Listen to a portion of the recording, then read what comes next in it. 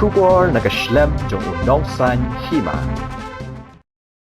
Professor SP Singh Baghel, Menteri Khana ke Sarkar Kemi, Ubadi Kemi Ikatan Law and Justice, Menta Kasni lawan menjuk jat Ri-Bhoi District, Nak benta benjurab yaki kampen roy, Kibala mang kerpang da kasor Kemi, Yaka District Kabala Syajir, Kum kawai niki Aspirational District, Hapok Kari. Kajingwan jurep, kajong u, kalong ru, banyu i dala kijong ki khamat, halor kajing penteri kami ki skim penroy, badu ban aimen siya ki officer, bikin teri shitraham, nak benta ban Kyntiew ka district, habarok ki liang jong karoy kapar.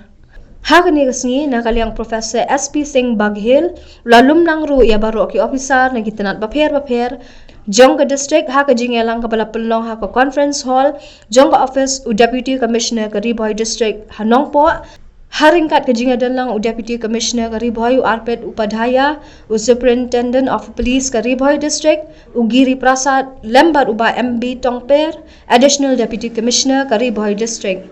Habakran Shkilat Pathay Kubor, Professor SP Singh, Ulapan Pao ya Kajingman, Banyu Iba ka Ri-Bhoi District, Kum Kawai Niki Aspirational District, Hapo Kari. Kakiu irat habarok kiliang, baru kabak hamsong tenat syuk-syuk, kalong bamenta, kapoy ha kekerdan basan na pedang kisispak hanyo tuli ki Aspirational District, habarok kawai kari. Ula pentip ru, kumbalong menta, kasorkar kami, kalapan lot hadu Klur Klur tingka, naga benta ki kampen roy hapok ke district, badia kani kapisa lamang lingba ke North Eastern Council, bad ka niti ayok hadien ba kasorkar kami, kalayu iya kajing yat bed yat rinti ki kampen roy, bad ru menta na kaliang kasorkar kami, kalamang biang sa kumba prak Klur tingka, naga benta ban Kyntiew ki kampen roy, kibaya day halor ka Koit ka Khiah, ka Pule Puthi, bad kiway. Hakani kasni nakaliang utay Menteri Khana ke Sarkar Kemi, ulalay ru banjurab ya ka Saw Nong Kharai Health and Wellness Center, ha Saw Nong Kharai, baru banya selok bat ki SHGs,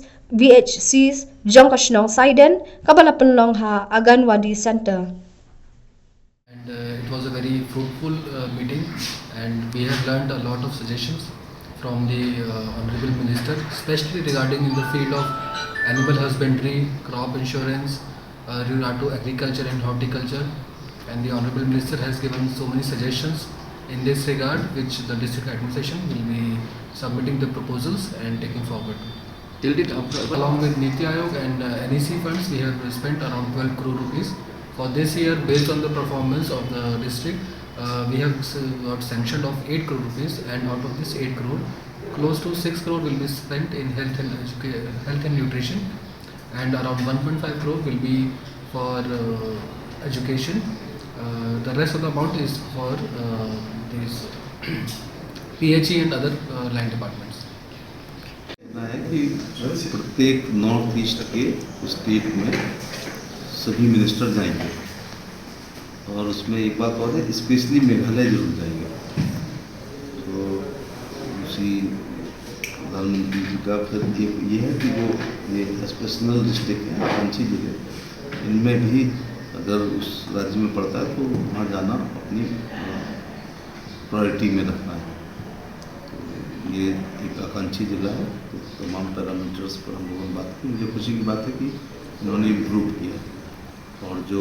अभी तक 12 करोड़ रुपये मिला है उसका